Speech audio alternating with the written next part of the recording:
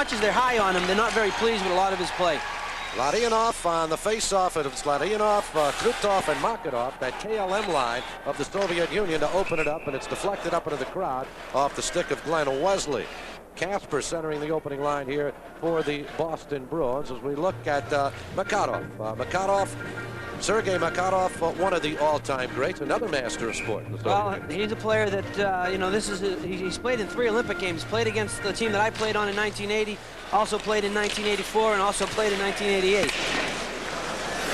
And back forward is Fetisov. Bad pass out in front. Puck lies there as Cam Neely had an opportunity at it before he was bodies off. Fetisov feeding ahead to Krutov. Krutov fires on net, kicked aside by Lemelin, put out in front again. Kasper goes for it, and Lemelin pins it up against the net. Well, almost a real good scoring opportunity early for the Boston Bruins, as something that you hardly ever see. Fetisov giving up the puck in front of his own net, and Cam Neely comes in, makes a nice little play. Nothing came about it for the Bruins, but watch this play coming up. You hardly ever see this kind of pass from Fetisov.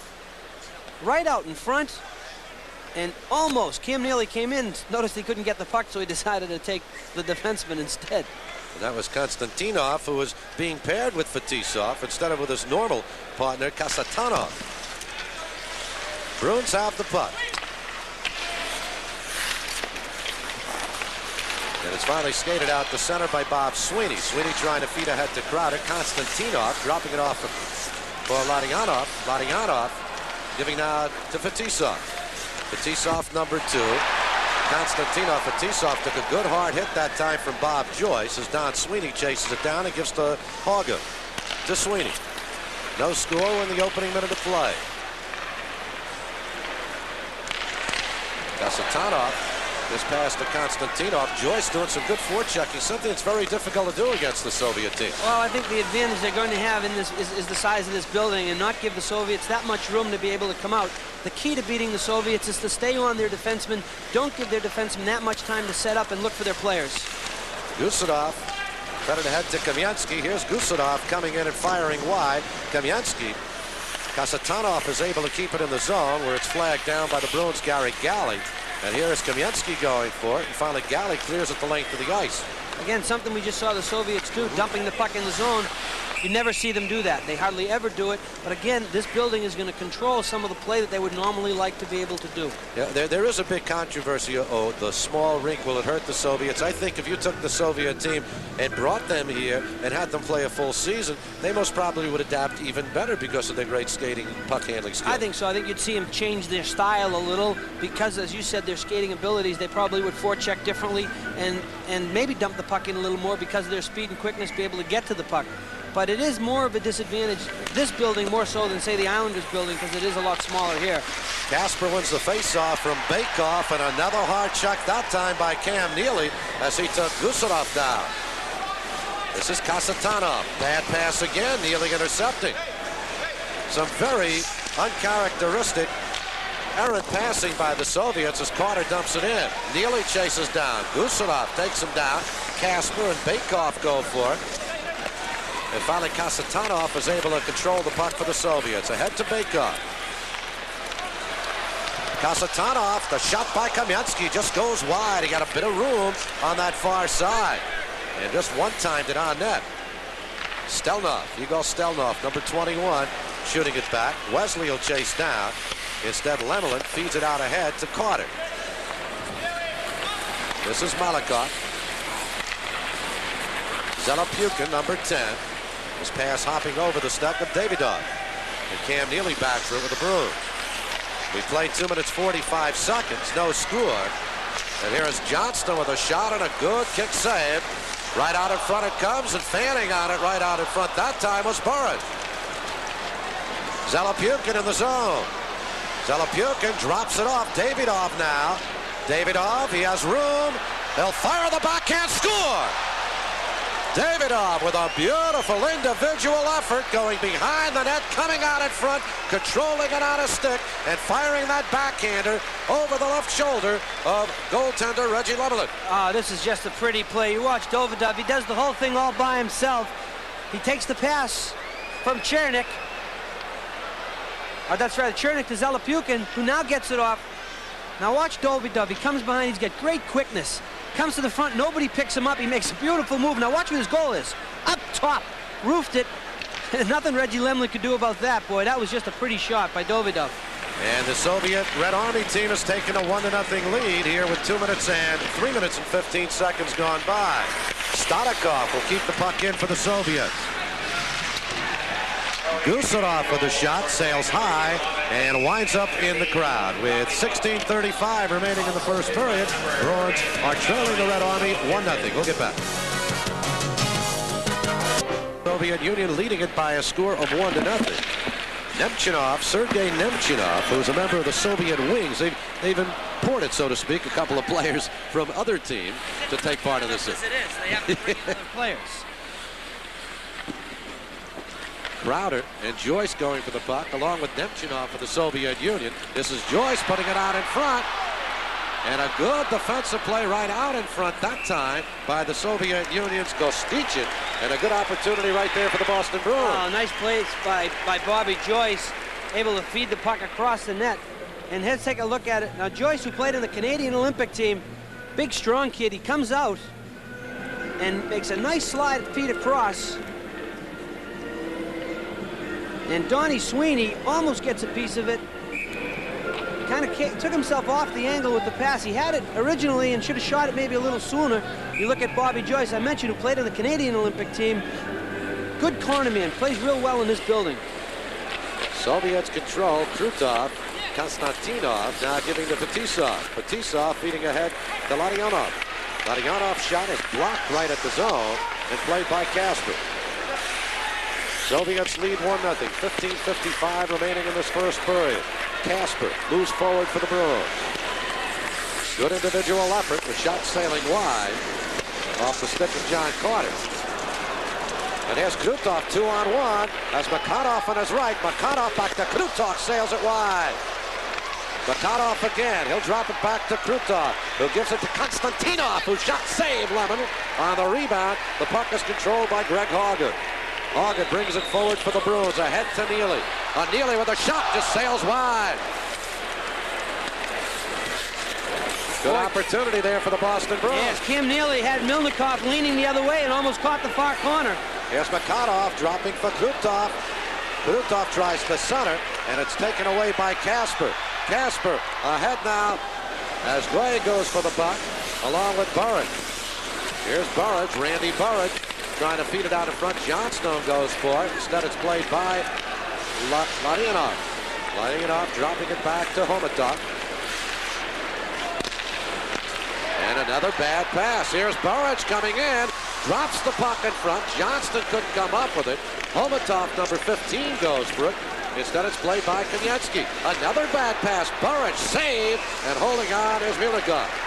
Oh, I have never seen a Soviet team come out and make as... In tennis, you'd call them unforced errors. I mean, one right after the other. Soviet zone with the Red Army leading by a score of 1-0. Crowder tries to put the puck in front for the Bruins, and that one just sailed wide. And Milikov really never saw that one. Davidov dropping it to Zelopyukin. Zelopyukin for the Soviets. Davidov, no penalty call, and might easily have been one as Davidov kind of tackled Galley. Zelopyukin in front, the shot sails wide. Good opportunity right there, standing right on the doorstep.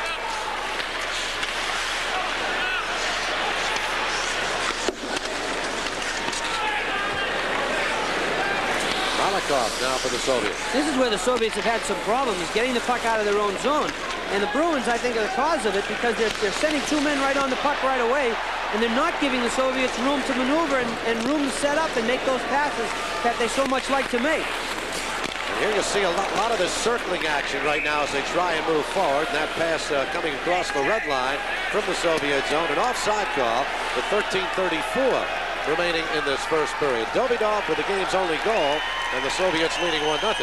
See, one thing, Spencer, you have to understand about the Soviets is they're a great counter-attacking type of a hockey team.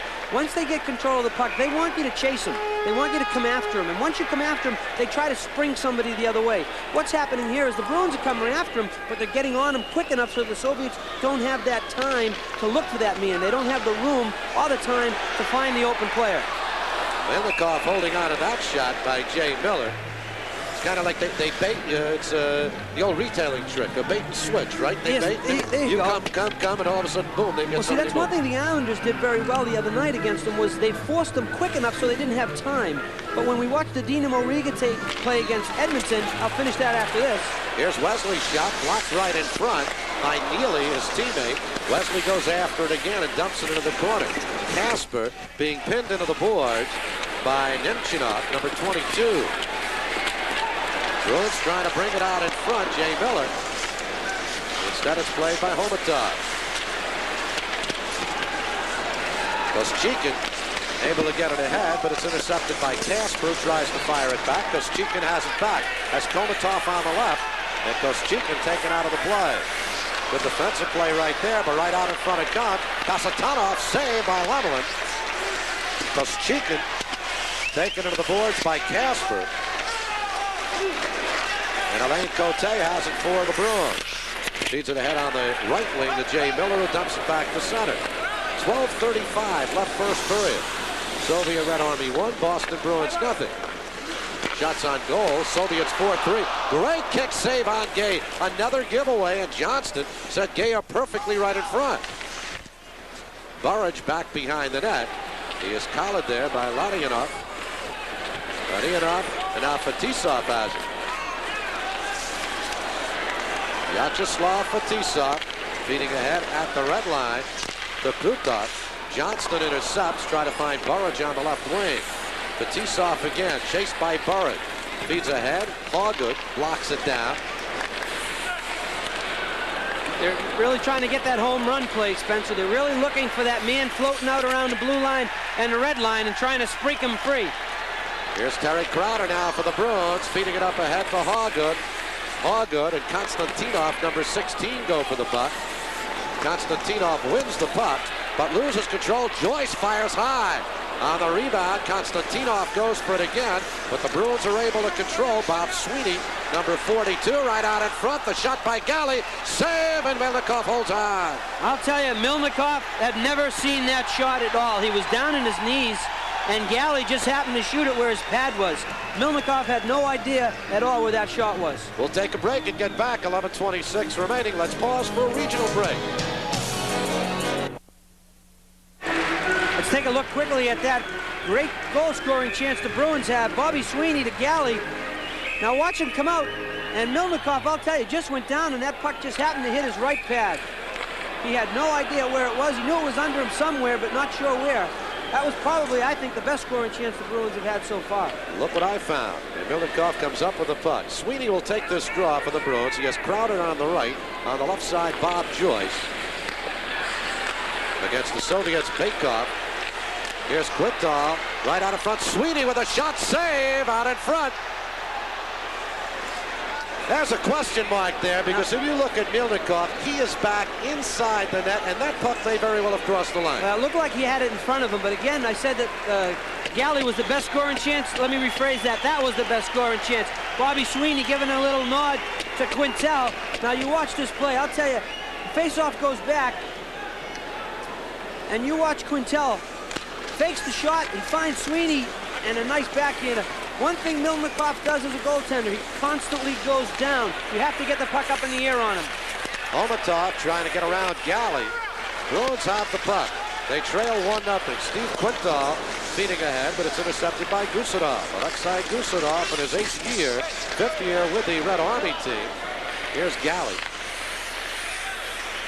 Quintal back to Galley.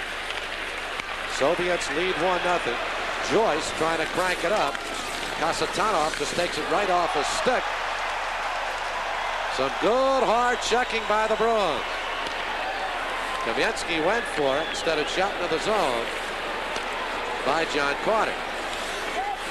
Kasatonov and Carter fighting for the puck. Kamensky, number 13. Alain Cote. And this is Homatov. Again, when I was talking about Spencer, that I tried to explain before, is what Edmonton did was they let them set up a little, but they had a high forechecker so that once they broke the first 2 original forecheckers, there was a 3rd man there always to break up the play. Another 2-on-1. Zelapukin coming in as Chernik at his right, and he scores. Zelapukin took it all by himself and comes on to score to make this a 2-0 hockey game. Well, again, the Soviets able to capitalize on the Bruins' mistakes. It looked to me like Reggie Lemlin thought he might have been passing the puck because it might have caught him by surprise. Now you watch the Soviets. See what they try to do? They try to spring the man high. That time they got the puck through. It's a 2-on-1. Now watch Reggie Lemlin. He seems like he was overplaying, wasn't sure what was going to happen, and was kind of caught flat-footed. Here's another look at it. And Lemlin doesn't know which way this guy's going to shoot or pass it. He's leaning to his right, and he got beat to the left side. Reggie's just looks like he's just not sure of where he is in the net. One of the bright young stars for the Soviets, Valeri Zelepukin, only his second year with the Red Army team. Here's Chernak into the zone. And Cam Neely comes up with it. Davidov gets the assist on that goal. So Davidov with a goal and an assist. Davidov, another one of the Soviet youngsters. He's only 21 years of age. Cam Neely goes for it. Chernak bats it away, and Malakov shoots it out to center. Soviets looking for a change. Koskichin comes into the zone. Here's Cam Neely back for the Bruins. Boston moving forward. Jay Miller gives to Neely. Shot. Milnikov with another save. Bruins have outshot the Soviets 7-5. Soviets, however, lead by a score of 2-0. 9:06 remaining in the half. Here's Nemchinov into the zone. Lemlin out of the net. Feeds ahead to Cam Neely. Tries to find Gay on the right wing, but it's broken up by Gusarov. And goal coming at the 9:57 mark. Zelepukin from Davidov and Stelnov. Kamensky chasing it, but it's dropped back by Don Sweeney, who gives to Greg Hargood. Soviets out in front, 2-0. Interesting, we talked about the small ice, Michael, and the Soviets have never lost here. They've beaten the Bruins 3 straight times. Well, so much for theory, huh? You're right, but I'll tell you, one thing we have been able to see is the Soviets are making mistakes they normally do not make, and I think that is partly because of the Bruins forechecking, and the other part because they don't have the room that they would like to be able to move the puck. Here's Konstantinov firing it in, again paired with Fetisov on defense. Krutov going for the Soviets. Down goes Galley. Krutov has it. Back to the point it comes, but too far from Konstantinov. Here's where they'll try to spring somebody. They'll bring it back. Nothing sets up. Watch Krutov. They're starting to circle. This is what they do so well. Again, a nice job there by Crowder. Crowder's pass intended for Joyce. Sweeney with the backhand, and Milnikov for the save. The rebound by Joyce, and another save for Milnikov. And the puck is controlled by Igor Larionov. Larionov skating out to center. Drops for Makarov. Back to Larionov. To the trailer for Fetisov coming in, and the Bruins. Sweeney feeding ahead to Joyce. Dropping it off for Quintal. Crowder shooting it into the zone. Gusarov chases down for the Soviets with 7:15 left in the first period. Red Army leads 2-0. Carter shoots it back to Neely. Cam Neely dropping back for Carter, looking for Quintal. Here's Quintal, the trailer. He fires wide. Wesley unable to keep it in. You know, another thing, Spencer, when you watch the Soviets play in the National Hockey League, there are very few whistles. The game seems to move a lot smoother, a lot quicker. Yeah. Here's Kasper putting it out in front. Neely's shot just sails a little bit wide. Gusarov was kind of on his back, and Neely was just kneeling down, kind of trying to tee it up. Looked almost like a croquet player there, lining up over it with a mallet. We'll take a break right here with the Soviets leading by a score of 2-0. Here at the Boston Garden, 6:37 remaining in this first period. Soviets leading it by a score of 2-0. And Malakov, off the draw, sends it back into the neutral zone. Gay for the Bruins. Here's Wesley, couldn't control it. Lemelin's pass knocked down by Zelepukin. And then Cote winding it around for Gay. Johnston goes for it. Johnston has it for Boston. Trying to feed out in front to Burridge. Johnston again. The puck hopping on its edge. Burridge now chases down for the Bruins. Johnston. Cote will come over to help out. Zelepukin has it for the Soviets. Gay makes a nice move to avoid Davidov. Gay into the zone. We have yet to have a penalty call in this hockey game. I'll tell you, it looked like he caught a knee right on his own knee. I thought it might have been a tripping call. See Paul Gray limping off. Gay played on the '84 Olympic team, for the United States Olympic team, 1984. Watch Gray come into the shot here. Looks like he catches a leg right there. Yep. And I'll tell you, that's a leg trip, but you should never criticize the officials because he doesn't have the second angle that we have, right? But it was a trip. Terry can do it. Yeah, he knew. Coach O'Reilly, he knows. It wasn't a trip, it was a hook. It was hook. It was something. It was something. Sweeney on the face-off of the Bruins against Sergei Nemchinov. Soviets lead 2-0. Here's Hawgood. Nemchinov intercepted. Dropping back for Kasatonov, one of the Soviet great defensemen. Alexei Kasatonov is 11th year with the Red Army team, number 6. Here's Homatov. Homatov will just skate it back. Again, if they don't have anything mounted, they'll bring the puck back and they'll look for something else. Koschekin, backhanded, kick saved by Lumberland with 5:19 remaining in the first period. Captain Keith Crowder of the Bruins. This is Hawgood. Pass deflected, and almost another opportunity for the Soviets as Nemchinov was coming in. Sweeney chasing down for Boston. It's Don Sweeney and Bob Sweeney. Jay Miller tried to center it out in front. Nemchinov has it for the Soviets. Stolikov, number 3 for the Red Army. 4:45 left in the first period. Red Army team leads it by a score of 2-0. And goals by Domidov and Zelepukin. We haven't had a penalty in this game yet. Makarov dropping Fetisov. Fetisov puts it in front. Makarov just couldn't control it off his skate. Makarov again puts it in front. The right out of the stick of the Bruins, Wesley, who feeds ahead, and an opportunity for Cam Neely. Here's Neely coming in. Fanned on it, now puts it in front. Galley shot saved by Milnikov, and we got a whistle. We've got a penalty coming up. Neely came flying in, and there will be a hockey call and a power play coming up for the Bruins when we return right after this.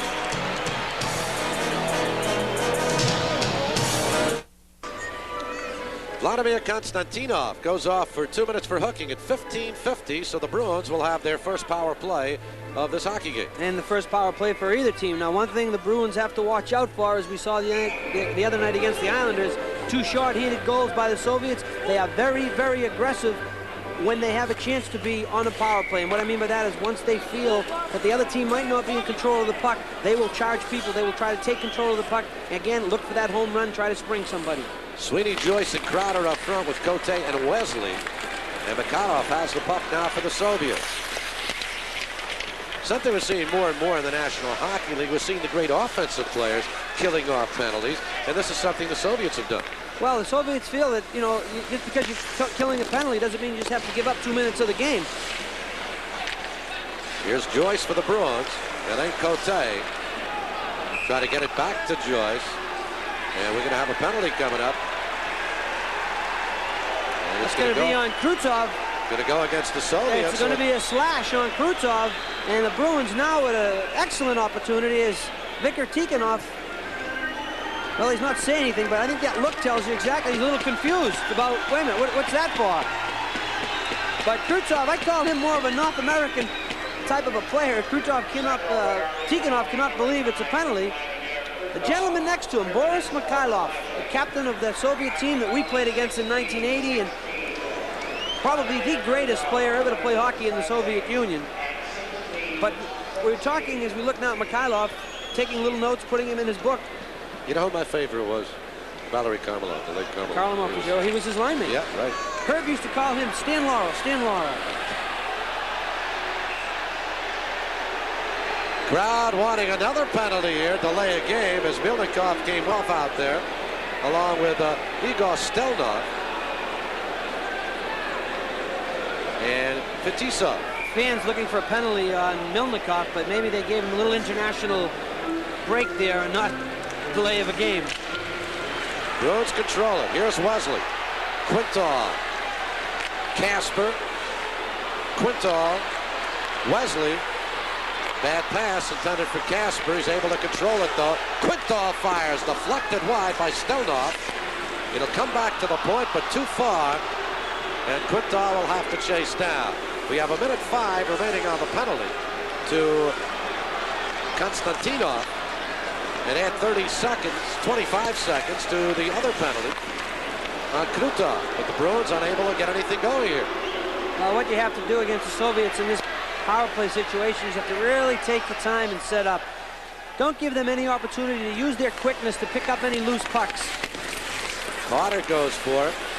Instead, Kasatonov has him. Kasatonov clears. Kasatonov, Gusarov, and Baikov out there now for the Soviet. Well, they skate so well, Spencer, that you have to really be deliberate. You have to set up your players and not give them any time or any room. Wesley looking for Quintal. Carter has it. Quintal, Carter hopped over a stick.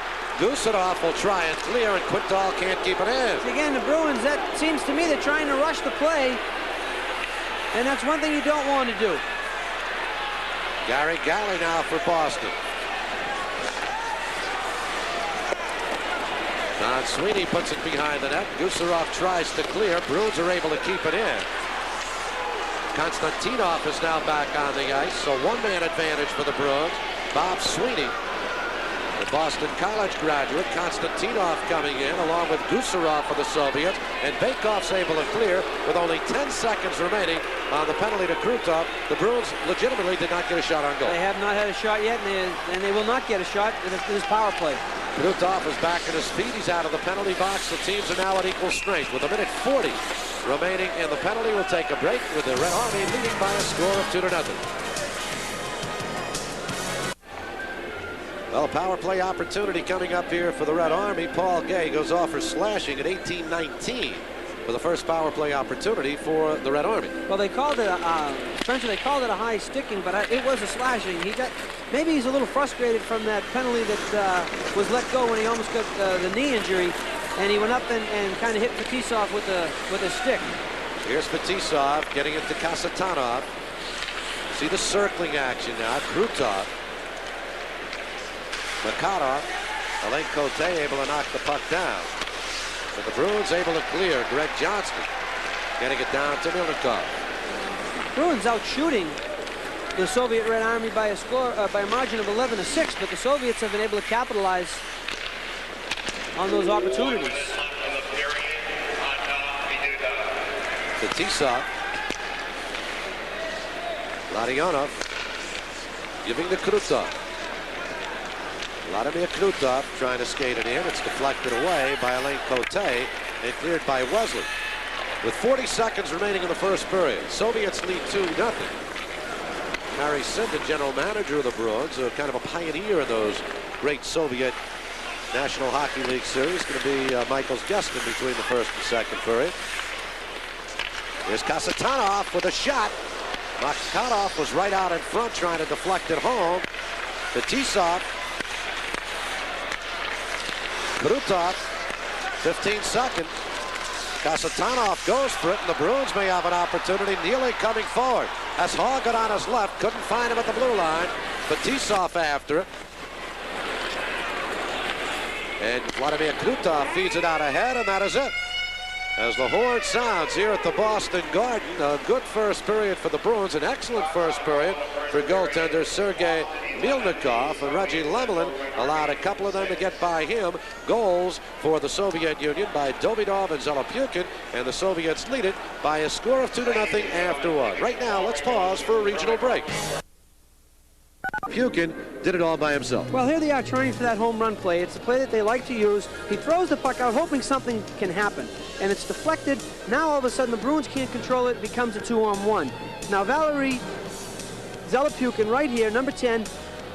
It's a 2-on-1. He looks like he's going to pass. He doesn't pass. He makes a nice move. Now, Reggie Lemelin, it looked like he wasn't sure whether he was going to make a move to his left. Looked like Lemelin was leaning to his right, and Zelopyukin picked the far corner. Again, only 6 shots for the Soviets, but they were able to capitalize on 2 of them. And Mike, you made reference earlier to the way the Soviets will like to draw you back so then they can move forward real quickly. And here's a good example as they drop the puck back into the neutral zone and try and draw the Bruins up. Yeah, exactly. There's nothing happening. There's nobody they can really move the puck to. There's no break. So here they are. They're going to throw the puck back. They're going to wait. See how the Bruins are coming after them? Then they're trying for the home run. But look at 3 Bruins right in the neutral zone. Soviets are not able to do anything. That's the key. If you get too many men chasing them, then... Soviets, Tikhonov and Fetisov are kind of at odds. Of course, Fetisov might become a member of the New Jersey Devils, and he still wonders why he is not a member of the New Jersey Devils. And they've been kind of battling verbally. Bekhanov puts it out in front. Well, I think the main reason why they've separated him a little is because they feel that maybe Fetisov can bring Konstantinov along a little. Bob Sweeney feeding ahead to Keith Crowder. Crowder puts it in front. Konstantinov able to control the puck nicely. As Sweeney chases it, Crowder's able to keep it in for the Bruins. His shot is deflected wide by Larionov. Fetisov and Galley battling for the puck. Sweeney and Konstantinov, number 16 now. And finally Krutov. Igor Krutov for the Soviets clears it. It goes the length of the ice, and they're going to call an icing on this one. Though it appeared to me that Hauger did have an opportunity to stop that ball. Well, again, something you really see the Soviets do. Not only do they very really not dump the puck in, but ice the puck. Maybe he's just tired and wanted to get a line change. As we look at Greg Hauger, we talked about him at the beginning of the show. 15 games, 5 goals, 5 assists. Having fun out there. See, that's what you like to see. The game is fun. It always should be fun. And I think with a game like this, where the opportunity for these two teams to play against each other, it's competitive, and yes, you obviously do want to win. That's the objective. But I think also to have some fun while you're playing against them. And that's a nice little reaction, I think, from Hauger. It's a great experience and an opportunity for these National Hockey League players to take on the Soviet greats. We get another icing call. And I think likewise for many of the Soviets, although perhaps they verbally do not express it in quite the same manner. Well, they know some English. I've heard them call, they've called me some things. Oh, I'm sure. In English? Years ago. In English? This gentleman did, not that gentleman there. Yakashev? Boris Mikhailov. Oh, Mikhailov, excuse me. Yeah.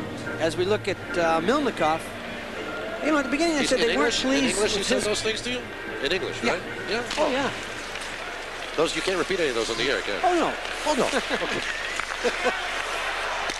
Here's Neely firing wide. Kasper goes for the rebound. Right out in front, another opportunity for Neely, and Milnikov came up with a big save. Right through the crease it comes this time.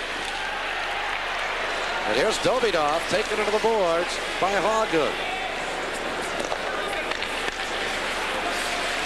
Stelnov goes for Kasper for the Bruins.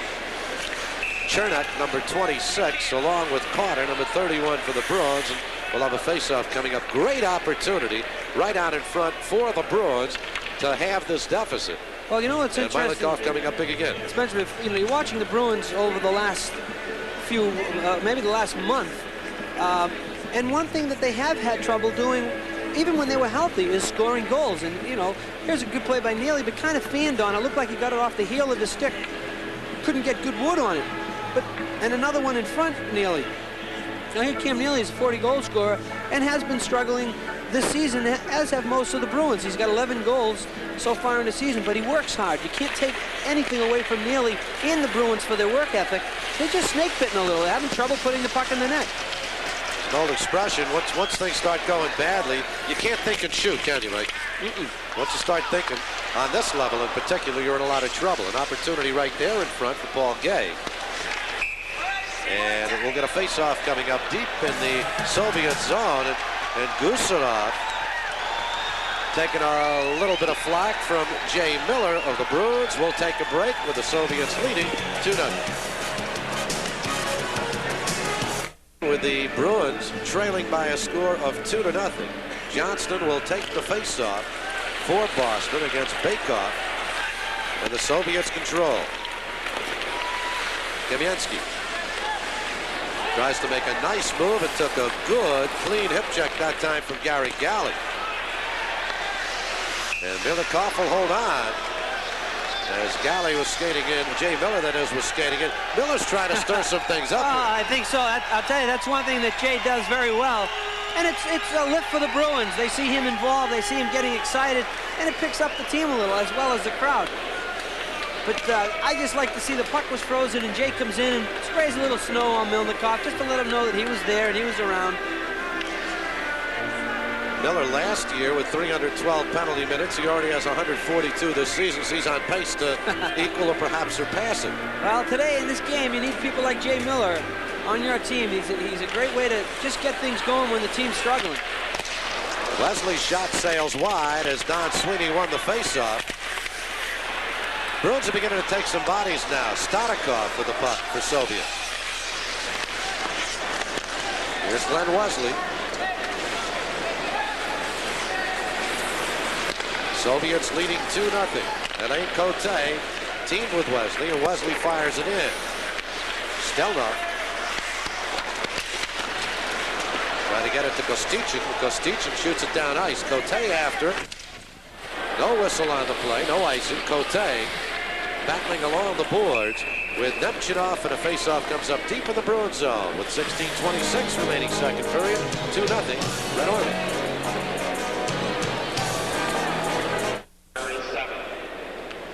Great rising stars of the Soviet Union. Actually, he's risen far enough. Remember the great KLM line?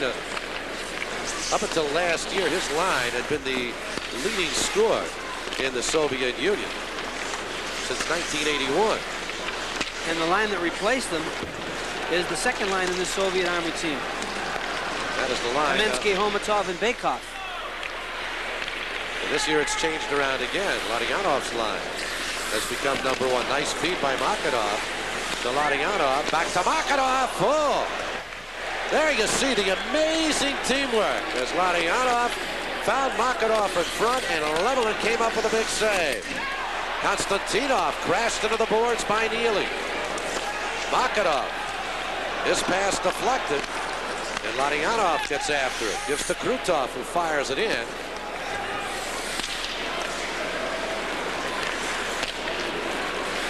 Don Sweeney now for the Bruins. Took Greg Hawgood. Hawgood tried to put it out in front, and Fetisov was there, and he loses to Casper. Well, that's a couple of times we've seen Fetisov just give the puck away in front.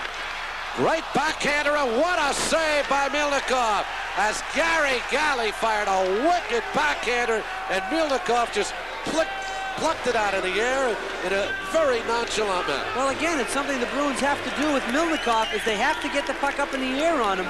Galley made a nice play, turned around, took a nice backhand, but if you can see Milnikov, he's down on his knees. That's one thing they don't really like about Milnikov. He tends to go down too soon. First, let's look at the save that Reggie Lemelin made. Look at the Soviets. They just finds people. Right there to Makarov. Krutov just spun around, and he found Makarov. Nice save by Lemelin.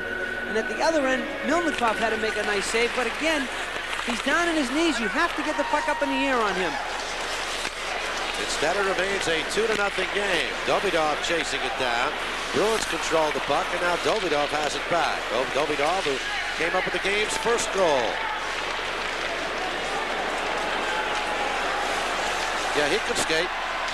Lost his footing a bit, but you saw great puck handling skills there by the youngster. And he's a big boy. I mean, big boy meaning 6'1", 183 pounds, only 21 years old. And he looks like he's small out there because he skates so well. Carried it beautifully and then just lost his footing. 14:40 remaining in this second period. And Milnikov, he came up big just moments after Lemelin did. Again, watch what happens. Watch Milnikov. Well, he's out of the picture now. Here's Galley. Turns around, takes a backhand. Watch where he is. Yeah. He's down right away. You have to get the puck up in the air on him.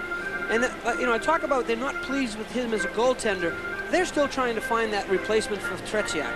And I don't know if they ever will, but the Artur Erbe, who's the goaltender for the Riga team, is their goalie of the future right now. And they're kind of biding time with Milnikov, although he played extremely well in Calgary. You know, 5 wins, 1 loss. You know, they won the gold medal. But still, I think they're looking for more of a stand-up type goaltender. Trying to find a replacement for Tretiak is something that... like trying to find a replacement for Bobby Orr. Bobby Orr or Wayne Gretzky or Babe Ruth. You know, they don't come along very often. Me? Or Mike Ruzioni. Right, there you go. You'll never be replaced, Mike. Thank you. Except by this commercial break we're going to take right now. We'll pause for a regional break. The NHL Soviet Super Series exclusively on Sports Channel. to go against the Boston Bruins for high sticking against Alain Cote. Comes at 6:01, so second power play of the hockey game for the Soviets. It's go Terry O'Reilly peering on. Back at the point, they'll have Kasatonov and Gusarov has the puck. Kasatanov's number 6. This is Homatov, number 15, taking a hard check into the boards from Don Sweeney. Gusarov. Homatov. Try to put it in front. He did, and a rifle shot is in by Bakov. Bakov just garnered it in and fired it home to make it 3-0. You know, I was just going to say, Spencer, that against the Soviets killing a penalty, you have to be a little more aggressive. You can't just sit in the box because they get to open areas too well.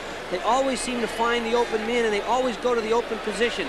See how they're rotating? Puck comes back. Watch their in front of the net. Homatov in front, takes the pass, nobody on him, and he banks it right off the boards, off the post and in.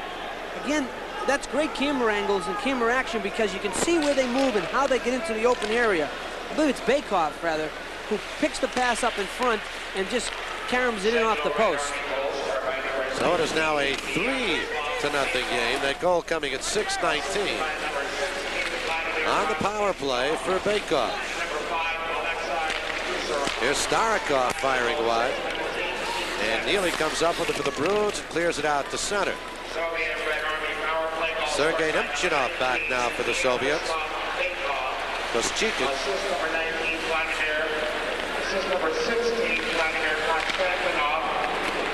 Nemchinov. Zelopukhin.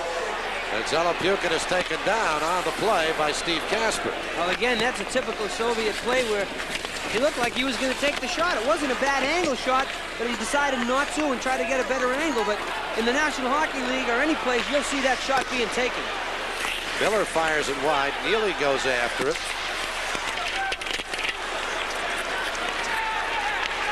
Bruins trailing 3-0 as Fetisov comes into the zone. Good cross-ice pass and a one-time shot by Makarov. And a save is made. Konstantinov, he fires, hits up high, backhanded by Krutov, right out in front. Larionov goes for Fetisov. His shot deflected wide as Krutov got a stick on it. And Gary Galley has it now for the Bruins. Trying to feed out ahead to Kasper, who shoots it back into the neutral zone. Here's Galley again. Galley around Konstantinov. He is taken down, and we'll get a penalty coming up in Konstantinov, and a power play coming up for the Bruins when we return with 12:06 remaining, second period. Red Army leads 3-0. For hooking, it'll be the third power play for the Bruins. Here's to take a look at it as he hauls Cam Neely down. He got a stick right in there. Neely grabbed a hold of it. Oh, it's not Neely, sorry. Thought that was Cam Neely. So here the Bruins on the power play. The last power play they had actually was a two-man advantage for 1:35. They didn't even get a shot on goal. Here's Wesley. That shot is deflected by Fetisov. Sweeney brings it back to Wesley. His backhand blind pass is intercepted, and Fetisov comes up with it. Fetisov, Larionov, Kasatonov out there for the Soviets. This is Kasatonov along with Makarov. They'll kill off the penalty. Bruins have Don Sweeney out there, Greg Galley, Len Wesley, and Bob Joyce, along with Captain Keith Crowder. Sweeney shoots it in. 1:13 left on the penalty to Konstantinov. Still the Bruins without a shot. Well, the Soviets that time stood 4 men right across the blue line.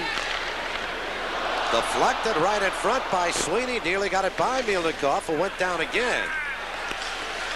This is Galley. Greg Galley puts it out in front. Comes to Joyce. Joyce's shot deflected right in front. Galley again. To Wesley.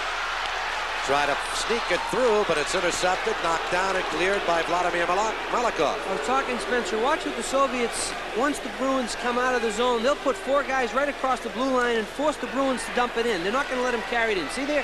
4 guys right across the blue line. John Carter does a nice job of breaking through and trying to get control of it. Unfortunately, they can't maintain it. And hanging right at the line that time was Davidov as he took that clearing out pass. Here's Davidov again. Casper has it, only 5 seconds left in the power play, and for the second time, the Bruins unable to get a shot. Here's Carter, Neely putting it in front, but it's intercepted by Nemchinov and cleared. So the team's back at full strength, and again, the Bruin power play unable to do anything. Well, again, you know, it's something, I think, because the Soviets did such a nice job, but again, it's something the Bruins have had trouble throughout the last month or two is their power play. They've been struggling. And a lot of that is due to injuries. You have people out, you get people hurt, you have to supply new players. And the power play, to me, it's like an offensive line. They have to work together as a unit, and if some people are hurt, it hurts them. Here's Kamensky, took the pass from Komatov and fired it wide. Gusarov hops over the boards and flips it into the corner. Komatov is taken down, but Gusarov has the puck. On the left wing, his pass to Baikov, and the rebound score, Kamensky. The puck was just bouncing all over the place. The Bruins couldn't get it out. The Soviets couldn't get control of it, and they finally just banged it in. Hey, Bruins failing to clear the puck out of the zone, and Soviets keep it in, and passes are made. Watch this puck, it just bounces all over the place. Nobody seems to be able to clear it. Bounces over, and there's Kamensky just standing on the side of the net. Thank you very much, I'll just tap it in. So at 10:42, Valery Kamensky makes this a 4-0 hockey game. Boy, that's the real talented line of the Soviets. You talk about the KLM line, but Kamensky, Homatov, and Baikov, boy, they're awfully good themselves, and they just seem to be in the right place at the right time. They know where each other is, and they just bounce the puck back and forth to each other. Homatov and Gusarov get the assists on the goal at 10:42. So it is 4-0. Here's Nemchinov. Soviets continue to attack. Zelopyukin, who had the Red Army's second goal of the game. Wesley takes him out of the play, and he came out with the puck anyway. Zelopyukin puts it in front. It's deflected aside by Randy Burrick. Here's Zelopyukin again.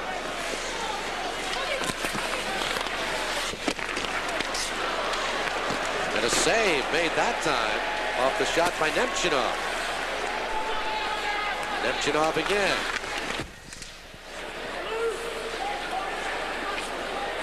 Soviets leading 4-0. Nemchinov puts it right out in front. Larionov on a broken line right now. There what we were talking about before is Krutov just brings it back and starts it all over. Brings it back, set up, see if we have something, we'll send it.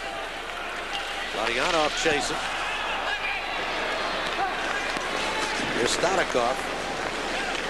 Makarov shot saved by Lemonov. Hold on. 8:01 remaining. Second period. Red Army leading by a score of 4-0. In his second full season with Boston, a graduate of Boston College. And he's from Concord, Massachusetts. Historical Concord. Historical Concord. That's right.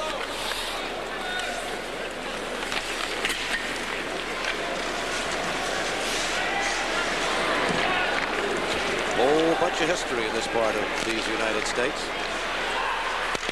Here's Crowder. Well, heck, Mike Ruzioni lives in these parts of the United States. I mean, that's important. Auga keeps it in. To Mike Ruzioni and his family, it is. And to all of us. Here's Larionov. It just seems, Spence, that the Soviet team just seems to be a step quicker and able to get to loose pucks and just to be one player ahead of the Bruins.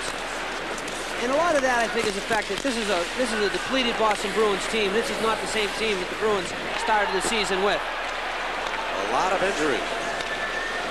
Ray Bork, of course, the most notable, but just in this game, Gord Kluzak out. Arthroscopic surgery at the beginning of the season. Billy O'Dwyer's out.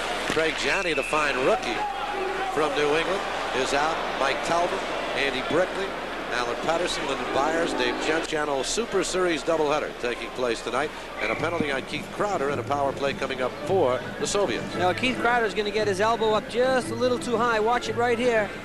Now that could have been a right lead or an elbow. I'm not sure. On number 16, I believe that's Konstantinov. So again, what you don't want to do against the Soviets, especially when you're trailing by a score of 4-0, take any penalties. Well, last power play the Soviets had, Baikov scored 18 seconds after the power play got underway when Elaine Cote went off. Soviets lead 4-0. 6:40 remaining in the second period.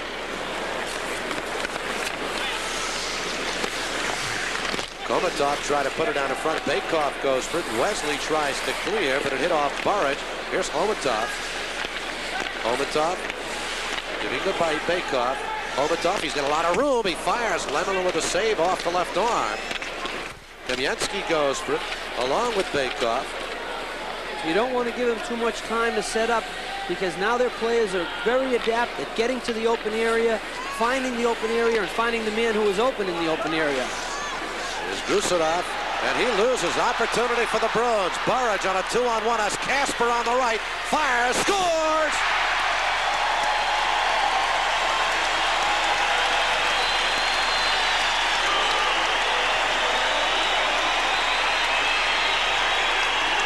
First, you see this, finally the Bruins get a little aggressive, and number 12, Randy Burridge, picks off the loose puck, and he goes in. Now watch Milnikov. See, he goes down right away. Burridge is able to sneak it between his pads, and it trickles in. But again, a little more aggressive. They pick up the loose puck, force the Soviets to make a bad play. Watch Burridge with a shot. He goes down, it trickles right between his legs.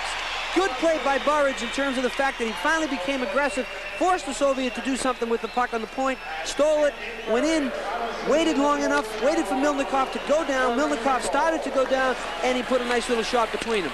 Short-handed goal for the Bruins makes it 4-1. Mike, it was kind of interesting, though, because Casper was covered, and Kasatonov did not try and cut Burridge off the way he might have been able to. Well, I think what he decided was, I'm going to take Casper, and we'll let Milnikov will take the shooter. And, you know, not a bad play, because now it takes away one option, that Casper is now out of the play, and it's one-on-one, goalie and the shooter, and not from a real difficult angle. And it makes it a 4-1 hockey game. Soviets are still in the power play for 25 more seconds, but the Bruins looking for some life now that they've come up with a short-handed goal at 14:01, unassisted by Burridge.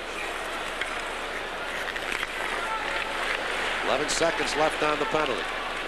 Marketov giving it Larionov. Larionov shooting it in. This is Krutov taken into the boards by Hoggood. Right out of the penalty box comes Crowder and tries to feed Casper at the blue line. Fetisov gets back for it and drops the puck off to Larionov. There's Larionov again. Try to pass it to a trailer. Casper intercepted.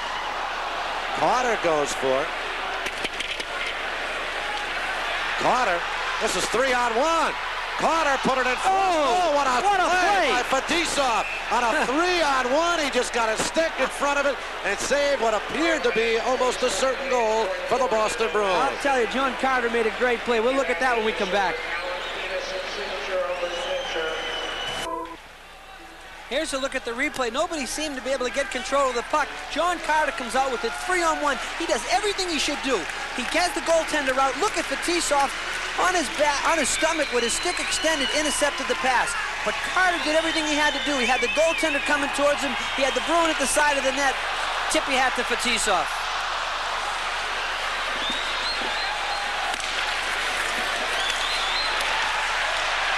Bruins starting to take bodies. They are trailing 4-1 and trying to wake things up here. Starikov trying to get it to Dobidov. Dobidov colliding with Greg Johnston. And this is Sergei Nemchinov. Dobidov, who scored the first goal of this hockey game. Koschekin goes for it, avoided a check from Carter. Cam Neely and Malikov colliding on the boards. Well, we haven't seen too much of Koschekin tonight. He's a youngster. He's only 20 years old, drafted by the Winnipeg Jets. Good size player, 6'2", 198 pounds, and he's kind of the odd forward that they throw out there once in a while. And I think this is the first shift, or second shift, that we've seen him involved in tonight. And everybody's talking about the Soviet team getting old. Check your local listings for the regional game in your area. 4-1 hockey game. Lake Cote looking like a football center, hiking the puck back. Kamensky and Cote go for it. There's Homatov. Wesley after him. Gusarov could not keep it in the zone with 3:08 remaining. Kasatonov and Gusarov paired on defense. That's Homatov. Skates into the zone. This is the line that last year won what is called the Trud Trophy in the Soviet Union for most goals scored. Boyce losing on a poke check by Kasatonov. I'll tell you, the Soviets are trying to make a few too many plays just inside their own blue line, and a couple of times the Bruins have been able to take it away and develop some type of a play or chance from it. Crowder put it in front to Sweeney, and it was knocked down by Kasatonov. Good feed right into the slot. And we're going to whistle in a stoppage of play as the puck is pinned in the corner with 2:37 left in the second period. The Red Army leading by a score of 4-1. Spencer, there's a few things you don't want to do in hockey. I don't care if you're playing in Europe or if you're playing in the United States. There's an area between each blue line, inside each blue line, maybe a 5-6 foot area where you do not have to want to make plays. That's where you can get burnt. The Soviets trying to make some plays at the Bruins end of the zone, trying to make some fancy passes.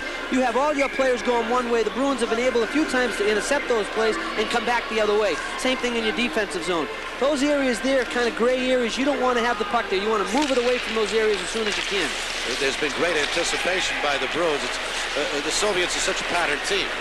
And it's like the Bruins are ready for some of those swirling motions, and they're expecting the pass. Exactly. They're getting the hang of it. The Bruins only have 5 players that are on the ice tonight that have ever played against the Soviets. And it's a distinct, different style of play. And you have to adapt to it, and you have to be able to play against it. The more you play against it, the more you understand what they're trying to do. Go back to 1980 and the Olympic Games against this gentleman's team.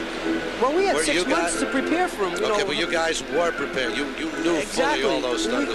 We had watched them play. We had known the style of what they were trying to do. We adapted our game to the European style of play. The Bruins, this team here, they don't have time to adapt. They're playing against the St. Louis Blues Monday night. That's the important game to them. This is experience. There's valuable lessons that they can learn out here. Davidov taking a real hard shot from Don Sweeney with 2:09 remaining. Here's Malikov back for the Soviets, feeding ahead to Evgeny Davidov. And another hard check that time by Greg Johnston. Well, the fans like that. They like to see the Bruins get into this game a little more. They are a physical hockey team, and they haven't been physical that much tonight, this afternoon. Scoreboard reads 4-1 in favor of the Central Red Army. One thing you're not going to be able to do against the Soviets, you don't intimidate the Soviets. Years ago, you thought you could be able to do that, but not anymore. Here's Krutov. Save, Lemelin, able to clear it aside. Right out of the stick of Paul Gay. Burridge loses control. Krutov tries to feed it ahead to Makarov. And Fetisov is back for it for the Soviet Union. Vyacheslav Fetisov. Oh, wicked check by Cam Neely as he took Konstantinov down. See, the Soviets, they have nothing going, they'll bring the puck back. Nothing's developing, they'll bring the puck back. Bruins just have to keep doing what they've been doing throughout the game. Don't chase too much. Don't have too many different gaps between where the puck is and where the next Soviet player is. Let them have it there. They're not going to do anything with the puck there. They can't score any goals. As the game moves along, you remember trailing by 3 goals. I mean, this is just typical vintage European hockey. They have a 3-goal lead. We're okay, but the Bruins don't want to commit too much because then they'll spring somebody the other way. Krutov with the puck now. He'll have to wait for Makarov to clear the zone. 25 seconds remaining. It's almost like a skating drill. Well, this is what they do so well. If you get behind, especially in a big ice surface, it's difficult to get the puck back sometimes. See, they got 3 guys caught, the Bruins. They have to be careful that the Soviets don't spring something. Looks like Dean Smith's 4 corners. Yeah. Galley with a shot right at the buzzer, and the save made out in front. Well, the second period ends in a flourish for the Boston Bruins as Milnikov comes up with that big save right in front on Cam Neely. Neely is upset. He felt the penalty should have been called, but none was. And you see Neely over there talking to referee Gregson. I believe Neely got a penalty, and I'm not sure what it's going to be for. We'll hear it right now. Nearly 2 minutes for roughing. Well, him and Krutov were going kind of toe-to-toe, and I agree with Cam. I think it could have been 2 calls. If you're going to call Neely, I think you should have called Krutov also. So the situation will be when we start the third period, the Bruins will be a man shy for the first two. After 2 periods of play, though, it is the Soviets. Find the open area. And I talked about it during the period. This is a good angle. This is great camera angles. Look how they find not only the open man, but the open man also goes to the opening. You see Bakoff right at the bottom left of the screen. Watch this little pass right through to him. Nobody on him, and he banks. He makes a nice shot. He beats Lemlin. It banks off the post and in. But they're able to go to the open area. They're very smart and very adept at knowing where they are on the ice. And the man who has the puck is very good at finding. You know, the Bruins have trouble clearing the puck out of the zone here. Soviets are all over him. And then it's like a ping pong game. The puck finally comes in front of the net. Watch, the Bruins try to clear. They can't clear it. And now it just bounces all over the place. They try to feed somebody in front. Bounces up in the air again. The Bruins unable to clear it. There you see Kamensky just sitting at the corner, just waiting for the puck to come to him. It does. Lemlin has no chance, and he bangs it in. But again, the availability to be in the right place at the right time, kind of know where they were. And I'm not saying that the Bruins aren't able to do that, but it just seems... Lost to the same Red Army team. Watch Randy Burridge, number 12. Well, that's what we talked about, was the Bruins finally taking the aggressive on the power play. And Burridge does. He goes out in the point, forces a bad play, and he comes in. Watch Milnikov. He starts to go down, and Burridge does a nice job of sliding it across and putting it between his legs. But again, one thing the Bruins had to do that period, and one thing it seems that they did not do, but they did it later in the latter part, was like this. You have a shot at getting after him and forechecking and becoming aggressive with him and maybe getting the puck back. But sometimes, and that's what makes the Europeans so difficult to beat when you're playing them in Europe, is if they do get ahead of you, you're in trouble. Power play to start the period with Cam Neely off for roughing. And the shot by Fetisov. The save is made by Lemlin. And he may be hurt. You saw Fetisov just crank that up and one-time it perfectly under. Boy, he does it so well. And looks like Reggie got down there a little early. And the puck right up the top of the pads on his bare part of his body. There's that little space when the goaltender goes down at his knees where his pants just don't quite cover everything. And I think that's where it caught Reggie. But you talked about Fetisov. As we look at Andy Moog, who's the backup to a goaltender who, in my estimation, in the Olympic Games was outstanding against the Soviets. He made some sensational saves for Canada. Kasatonov keeps it in. Mikhailov goes for it, and Fetisov has it. Fetisov puts it back behind the net, and intercepted by Kasper. Kasper and Fetisov going for the puck, and the Soviets control. Fetisov giving Kasatonov with 19:20 left in this third period. 1:20 left on the period to Cam Neely. Fetisov will just drop it back. I see the Bruins are standing 4 men across the blue line and telling the Soviets to dump it in, but the Soviets don't want to do that, so it's going to be difficult for them to get it in. Well, they're in now as Krutov came in, but it's shot right back by Wesley. See, by bringing it back, it's going to be difficult for the Bruins to put 4 men across. Now they've got 3 across. And here's Krutov into the zone. Kasatonov. Fetisov drops for Makarov. And a pass behind Kasatonov. Vyacheslav Fetisov giving to Ladyanov. Here's Makarov. Kasatonov, number 6. Fetisov tried a one-timer. He fanned on it, but out in front, an opportunity right there for Krutov. Oh. Now, you were talking about the puck bouncing well. Here's Fetisov half fanning on a shot and nearly sets up a goal as it comes immediately to Larionov. Well, Larionov was all alone in front and then made a little pass between his legs. Take a look at this. Want to be a little fancy.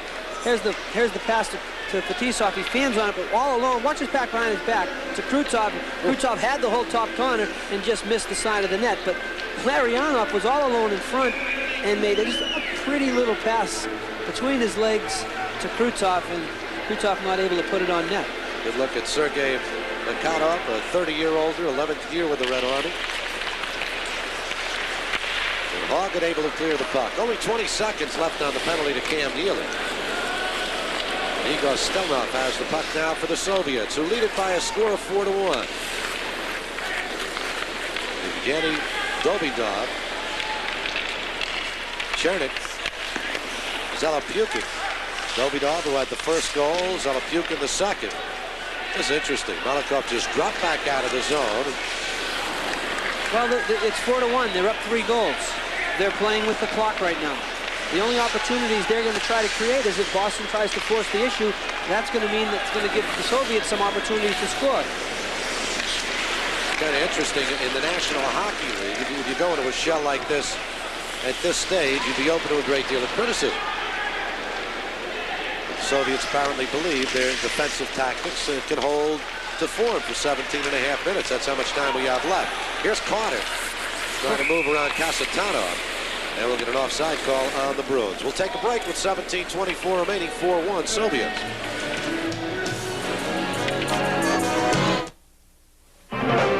Because this is part of their offense also. This is the way that they play. They're a great, as we talked about earlier, counter-attacking type of a team. And you may think they're just sitting in the lead, but they are in a way, but they're still waiting for you to give them that scoring opportunity, and they'll take it. Here's Neely in the zone. John Carter goes to, so in effect, Mike, what you're saying is they have a certain method to their game which differs from the National Hockey League manner. The only way you can slow a game down in the National Hockey League is by going into the complete defensive shell. Their defensive shell also has offensive overtones to it. Exactly. That's what they wanted. That's part of their offense. Take a look at Steve Kasper. You know, his numbers might be deceiving as far as goals and assists, but when it comes to killing penalties, shadowing Wayne Gretzky, and just being the defensive player that he is, kind of epitomizes in many ways the type of players that plays for the Boston Bruins. Just a real workaholic on the ice. 9 power play goals last year. Was second in voting last year for the Selke Trophy, which goes to the top defensive forward in the National Hockey. He's your Doug Jarvis type of player. Oh, yeah. Delapukin, saved by Lemelin. Here's Wesley. 16:35 remaining. Bruins are trailing 4-2. And Bob Sweeney now for Boston. Dropping for Wesley. 4-1. It's New Year's, the holiday season. They gave the Bruins a goal. Here's an opportunity. Koschekin comes in and scores. Well, there you go, Michael. What you were talking about.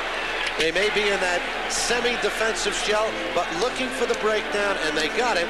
And Koschekin wasted no time. Another one of the youth core. 20-year-old Pavel Koschekin makes it 5-1. There's the Bruins trying to cross-ice pass, intercepted by the Soviets. Here's Koschekin. Breaks in all alone, and again, finds the hole. Look at the hole between Reggie Lemelin's legs. Really looks like Reggie's struggling a little in the net. He commits real soon. Koschekin waits, sees the opening, puts it between his legs. So it is now a 5-1 hockey game with the Central Red Army out in front. Pavel Koschekin. Oh. Here's another opportunity, and Larionov, Krutov that is, save made by Lemelin. Well, again, able to spring that man free. Krutov just shot it right at Lemelin. Looks like he was trying to put it between his legs. Lemelin did a nice job of standing up, and it was a stick save. And here's Mikhailov, Fetisov. Larionov giving it to Krutov, poked off a stick by Alain Cote. And Fetisov will drop the puck back now to Igor Larionov. Rink wide to Krutov. Knocked back once again by Alain Cote. Whoops. Fetisov going at it.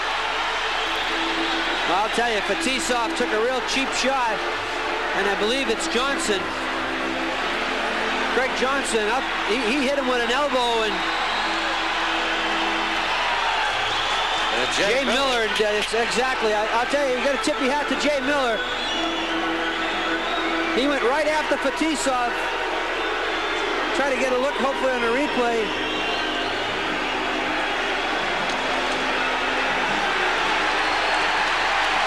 And Jay Miller wants more of Vyacheslav Fetisov.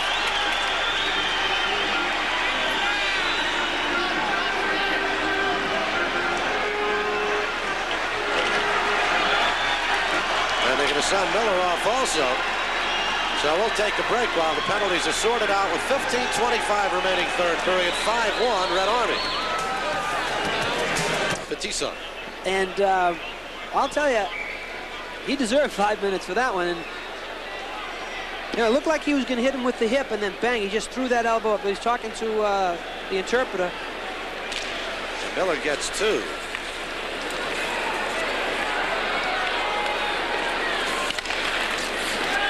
teams skate 4 aside for the next 2 minutes. Makarov dropping it back for Krutov. This will be interesting right now. The skating styles the Soviets have only 4-on-4, so there's a little more room for them to maneuver. This is Makarov with the puck. Just skater right back out. They'll wait for an opening and they'll look for an opening. What the Bruins have to maintain is there aren't that many gaps, and if there are any gaps, they try to close them up as quickly as they can. Now it'll go the length of the ice, and we'll get an icing call right here. In the meantime, the Soviet team held on to that puck for 50 seconds. 51 seconds have expired on the penalty. More important for the Soviets with a 4-goal lead that's 61 seconds at the Bruins, 51 seconds. The Bruins don't have an opportunity to get back in the game. Well, that's the way they play. As we look at Greg Johnson, doesn't look like he has any injury. At first I thought maybe he had his nose busted, or maybe his teeth were a little loose. He was just jarred by that check by Vyacheslav Fetisov, who you see in the penalty box, a 9-time All-Star in the Soviet Union, 13th season. He's played 12 years with the Central Red Army team. He's a I believe it's a captain or a sergeant in the Red Army. I think he's a major. Major in the Red Army. That's bigger than a captain. Oh, well, that's right. It's bigger than sergeant, too. Except the sergeants run the Army, they tell me. At least in this country, that's what they tell me they do. Malakov. The cooks run the Army. It's right. Stelnov. Oh! Stelnov was taken into the boards. His helmet was taken off, and that fierce check by Greg Hauger. Here's Chernik. Davidov. Chernik. Stelnov. His helmet's down the other end of the ice. Chernik. Malakov. And Wesley has it for the Bruins. 20 seconds from now, Bruins will have a man advantage for 3 minutes, with Fetisov still in the penalty box. And this is Stelnov chasing it down. Krutov skates onto the ice now. Kasatonov ahead to Krutov. Has Bakov on the right. Here's Bakov. Power play now for the Bruins. Steve Quintal out there. He has not seen much action tonight. Taken right off his stick, and the Soviets will try and kill a little time right here. Well, this is where you have to watch out for the Soviets. The Bruins are going to be very aggressive to try to get back in this game. They're trailing by 4 goals. They have 2.5 minutes left in this power play. And this is where the Soviets will try to pick your pocket and maybe steal the goal. Soviets leading 5-1. And for the Bruins, Randy Burridge tries to put it in front for Crowder. Backhand attempt, and what a save off the backhander by Gary Galley once again by Milnikov. Gary Galley falling down as he shot that really couldn't get as much on it as I'm sure as he wanted to. But again, Milnikov down, and Galley almost being able to sneak it between his legs like the Burridge goal. Here's a look at it. Now watch Galley. See, it's a little behind him. He's falling. He still does a great job of getting a piece of it. Almost trickle. Look at Milnikov's not sure where it is, so he puts his glove behind there to see if it, make sure it doesn't trickle in. Interesting, you keep pointing out that the Bruins are shooting low. Milnikov goes down, and yet I don't really off the top of my head remember a Bruins shot rising off the ice in this hockey game. Well, that one was a tough case of Galley not being able to get a hold of it. I mean, the shot he got off, considering the circumstances, was excellent. Exactly. And he got some pretty good velocity on it. Yes. Here's Greg Hauger chasing down. 2 minutes, 5 seconds remaining on the penalty to Fetisov. And the Bruins will skate it out. Dave Kasper will fire it in. Cam Neely puts it in front. Stonikov. Hauger keeps in, fires, save Milnikov, and clear by Konstantinov.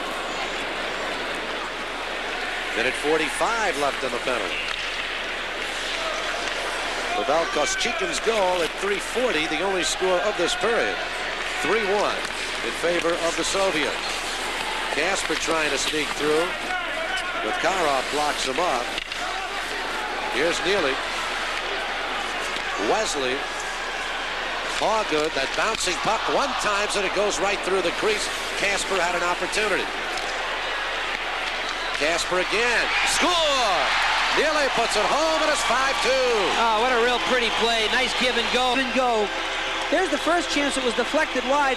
Here's Neely with the puck. Kasper's going to sneak off to the left. There's Kasper at the bottom. He gives Neely to Kasper, and he just kind of deflected it. Boy, what a pretty play by Neely. You look at the blade of Neely's stick. Here comes the pass.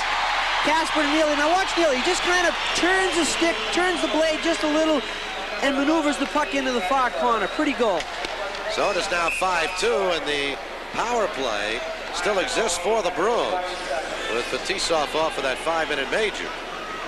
And a great goal right there for the Boston Bruins. Cam Neely putting it home. That was Neely from Joyce and Kasper.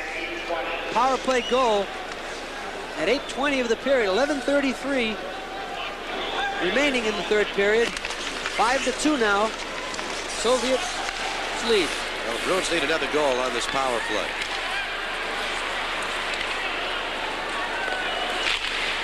Quintal keeps it in the zone now. Carter chasing it down.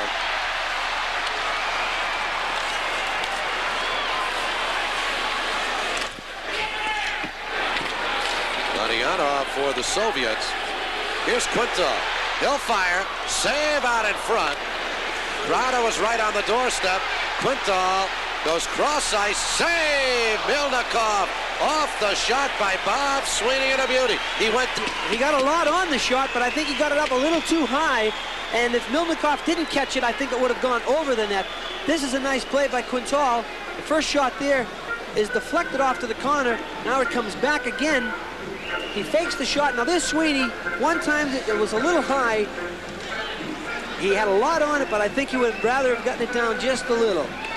Here's a look at Quintal. He slides it over. And I think that, well, it might have been deflected, might have knuckled down a little. Good decision by Milnikov, obviously, to make the catch, but I think Bobby Sweeney would like to have that shot just down a little more. So remains 5-2, 33 seconds left on the penalty to Fetisov. Wesley's shot was deflected wide. On the rebound, Hallgood goes for it. Here's Stonikov for the Soviets. Tries to clear, and he does. And here's Davidov chasing down. Lemelin beats him with the puck and winds it around to Cam Neely. 15 seconds left on the Fetisov penalty. Neely taken down by Konstantinov. And that one sails up into the crowd. I'll tell you, Davidov, he's like that. He was curious. I said, very similar. Davidov plays like Marty Barrett plays, you know, all out 100% of the time. It would be Marty Barrett's kind of player. He's taller, though. Yeah, but he, you know, can't hit like his heart's Marty. as big. Here's Sweeney.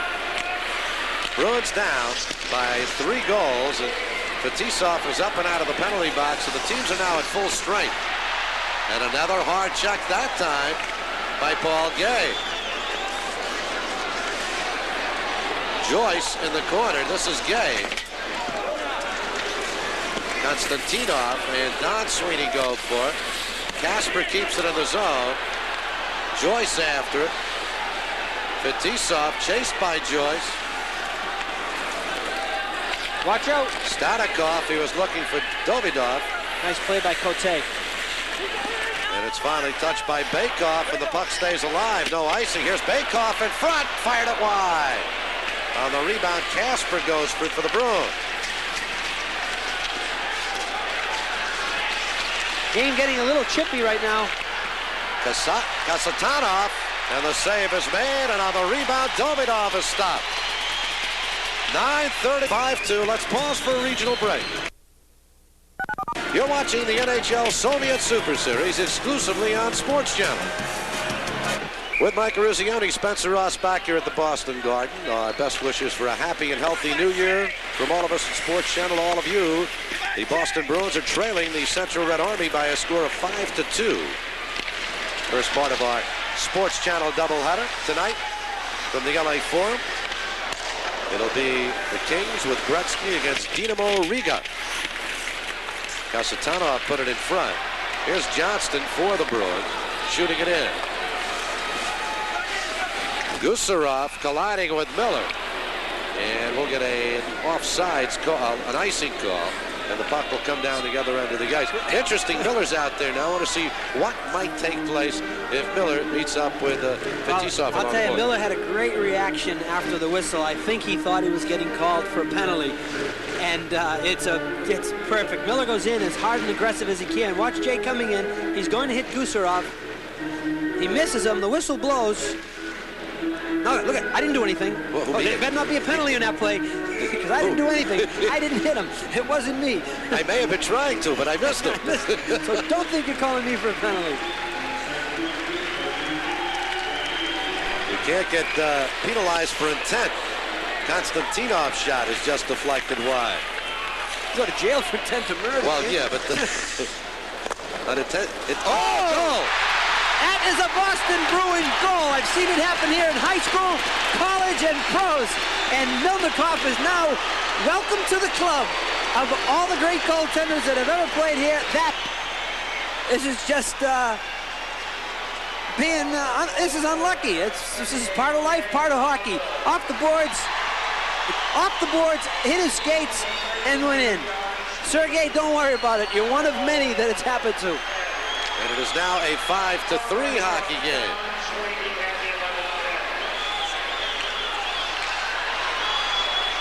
Larionov comes into the zone. Don Sweeney tries to clear it out. Konstantinov, 5-3 now the score. As Hoggood gets the goal and Don Sweeney gets the assist to make it a 5-3 hockey game. And we're going to take a break here. Let's pause. Barry Gregson, you never saw it. I can't believe you called it. You never saw it. They have Keith Crowder for tripping. Not a good time for the Soviets to have a power play because Boston was back in the game, or is back in the game. I should say it's 5-3, 8 minutes and 14 seconds left to go. And they were starting to take control a little more aggressive. The game became physical again. It's with the Bruins. The Bruins wanted to play this game in the corners and along the boards. That's what they do very, very well. They don't want to play through the neutral zone. They don't want to get into this fancy dance stuff. They want to go at it. And instead, right now, the Soviets will just try and kill a couple of minutes and possibly look for an opportunity. But here's a break for the Bruins. Kasper coming in. Saved by Milnikov. An opportunity for Kasper to narrow the margin to 1. Larionov for the Soviets. And there's Wesley firing it down the ice with 1:05 remaining on the penalty to Crowder. Burridge will keep it in the Soviet zone. Fetisov is able to work it free, giving it to Gusarov. Kamensky. Valery Kamensky fires in.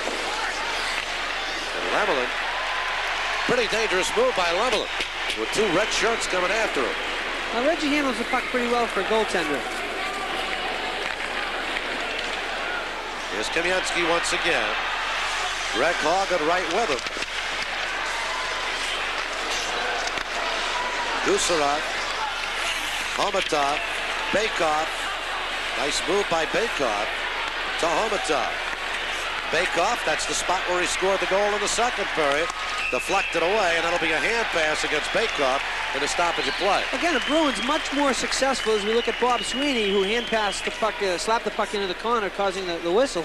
But when they're more aggressive, especially killing the penalties, the game tends to go back into their area again. Here's a play by Steve Kasper. Does a nice job poke checking the puck away, or it's poke checked away by Sweeney rather. Here comes Kasper, and he just couldn't get it up quick enough. He goes to his backhand, he's trying to get it up top, and it was almost like he was pulling his body away from where the puck was. He was extended too far and couldn't get the whole blade of the stick on the puck and get it up top as quick as he wanted to. It was kind of a fan shot again. So it has now become a 5-3 hockey game. You see Kasper talking with Reggie Lemelin. Talking earlier about Kasper. Last year, offensively, he had his best year, 26 goals, 44 assists.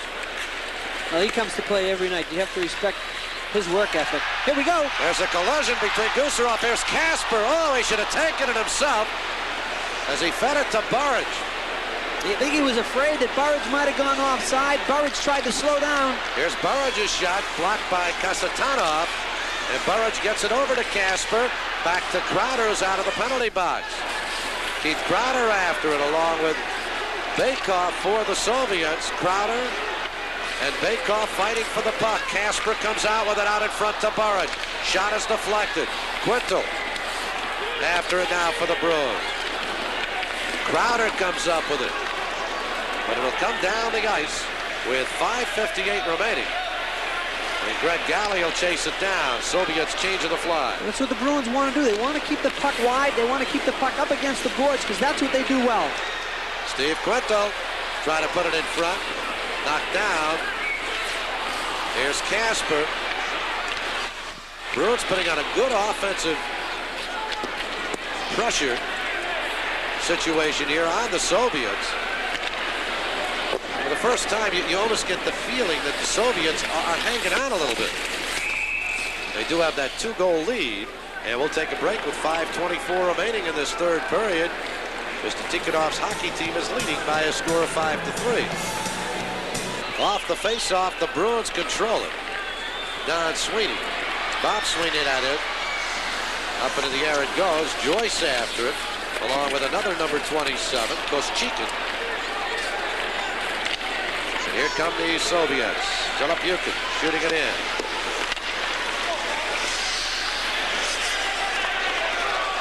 Bruins running out of time. Paul Gay giving to Glenn Wesley. Wesley's pass off Bob Sweeney's skate. And shot back by Konstantinov. Alain Cote to Glenn Wesley. Wesley ahead to Gay at the blue line. Deflected down, and Konstantinov has it with 4:43 remaining.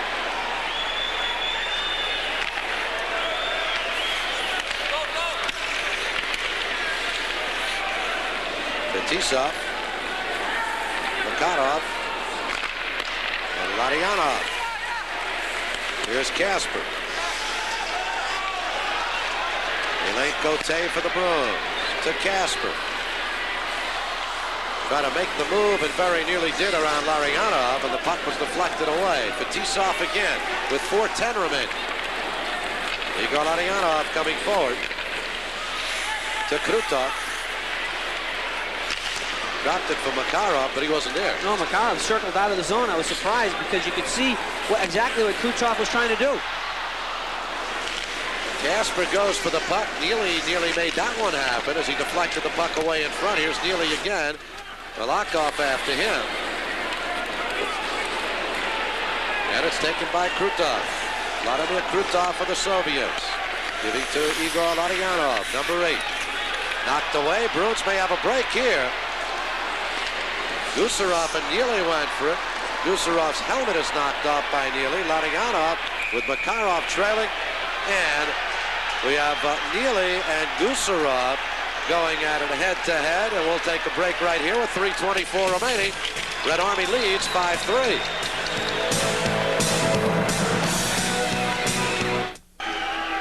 Three minutes and 24 seconds remaining. Viktor Tikhonov's team is leading Terry O'Reilly's team by a score of 5-3. The Red Army 5, the Boston Bruins 3. Red Army led it 5-1 earlier in this period. Here's Galley's shot deflected way back, about the 25th or 30th row. It's beautiful Boston Garden. When I say beautiful, aesthetically, it's beautiful like something that's been lived in for a real long time. No, it's not modern. Look at those banners hanging from the rooftop, and it may go the way of all old buildings very soon, they say. Well, you know, you talk about times changing and which is best for the fan. Modern building, elevators, the whole 9 yards, or the history of the place. Yeah, you got to walk up the stairs. A little of both. Yeah, you got to walk up the stairs here. And we're playing a hockey game here in late May. Is difficult. Yeah, I mean, there's no air conditioning in this building. Or a basketball game. No, yeah, exactly. 3 minutes, 5 seconds remaining. But they're going to build a new one right next door. Here's Zelopyukin, the shot blocked in front. And the Bruins skate out. Johnston with the puck. Dropped for Quintal. And a shot back by Starikov. Greg Galley with it now for Boston. As he is chased by Dobidov, and he shoots it in. 2:45 remaining.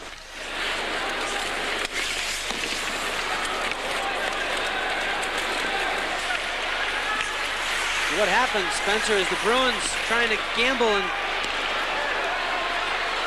Well, here's Galley with a shot and Melnikov with a save. The Bruins trying to gamble to get some goals is going to create some scoring opportunities for the Soviets, so they really have to work double hard. Jay Miller shooting it in. Make sure they're playing both ends of the ice now. Kamensky gets it over to Homatov with 2:13 remaining. 5-3 in favor of the Red Army. Burridge takes it away and shoots it in. Satanov after. Wesley. Alain Cote as the clock ticks down. And the Red Army leading by a couple of goals, 5-3. Here's Crowder. Put it right in front to Wesley and knocked away nicely by Bakov. Gusarov. Alain Cote with 1:34 remaining. Homatov and Cote chase it down. Cote has the puck. And Homatov knocks it away from him. Opportunity. Bakov goes for it. Lemelin falls on it. Almost gave one away right there. Reggie Lemelin trying to find a handle on it. Well, Cote is the one who gave up the puck for one of the Soviet personnel. Is there such a name, a word in the Soviet dictionary? Dynamo. It's actually, I would think it's the American name. The English word they're using, dynamo. So why do we call him dynamo? They said it's dynamo. I don't know. Well, that's the way they pronounce it. But it is a dynamo. Oh, okay. I just do what I'm told. Oh, yeah, that's Soviets tell me it's dynamo, it's dynamo. Fetisov chased by Carter, and Carter takes the puck away from him. Here's Kasper. To Neely, and Kasper just shot it wide. Kasper and Neely at another good setup, but this time they were unable to put it home. I think the Bruins would try to pull Lemelin, but they've left him in. 49 seconds remaining. Cam Neely fires. Melnikov for the save, and he clears it away. And Makhanov has the puck. Well, it would have been a good opportunity right there. Krutov shoots it out to center. Larionov just shoots it down ice with 34 seconds remaining. And the Bruins trailing 5-3. We get an icing call. Let's see what happens now. Well, I saw Lemelin try to come out and try to get the attention to Coach Terry O'Reilly and assistant coach John Cunniff, but maybe they must have made the decision. Yeah, Terry's not even looking over that one. Yeah, you know, it's not, the game doesn't count in the standings, although I'm sure you want to win, but, you know, play it out and let's get ready for the game Monday night. And the Soviet team, the Red Army team, will continue its series at the Meadowlands Arena against the New Jersey Devils. And that game will be Monday afternoon at 1 o'clock. Well, timeout call. Victor Tikkanen talking with his crew. And goaltender Sergei Melnikov, smile on his face. He's played well today. He has played well, and like I said, the only problem they have with him is that maybe he's just trying to replace Tretiak. He's a different style goaltender, and I think to be successful, especially against North American teams, and you know, come Olympic time and World Championships, I think you have to have that stand-up type goaltender. And remember, replacing Tretiak, you're talking about Lemelin is going to be pulled, and replacing Tretiak, we're talking about replacing maybe the greatest goaltender the game has ever seen. I mean, arguably. I mean, some people will talk about Bernie Parent and several Ken others, Ryden Len Halls, and people like that, but you can make a good case for Tretiak. Well, he's the best the Soviets have ever had. Yes, absolutely. So 6 skaters now out for the Bruins, the empty net. Down the other end, the draw is won. Wesley, the shot by Neely, and it's cleared down ice. Let's see if it's going to ricochet home. No, it's going to go wide. Hoggett after it. He expected an icing call. He didn't get it. Right on net. Hoggett saves a goal right there as Chernik put it right in front. It's shot into the zone now by Kasper and Melnikov. Well, he learned a lesson that last time as the one that bounced it. You know, I was saying it, and I've been to high school state tournament games here where I've seen it happen. I played college hockey here, played Bean Pots and ECAC championship games. I've seen it happen. And you've seen it happen in Bruins games. I've seen it happen in Bruins games. So You know, it's just like playing basketball on the parquet. You know, the bounces, some of the basketball teams come in here and the ball doesn't bounce true in certain areas, and only the Celtics know those spots. That's right. Just like the Boston Guard. Bruins know those little spots. Although it's happened to Andy Moog as a Bruin goaltender. As beautiful as that parquet floor is that they put down for the basketball game. Home field advantage. There are a lot of dead bounces on that floor. But don't ever replace it, and they won't when they build a new arena. They're going to move that floor over. We have 9 seconds remaining. Final opportunity for the Bruins. Again, Casper wins a draw. Wesley shot, save, rebound, nearly score!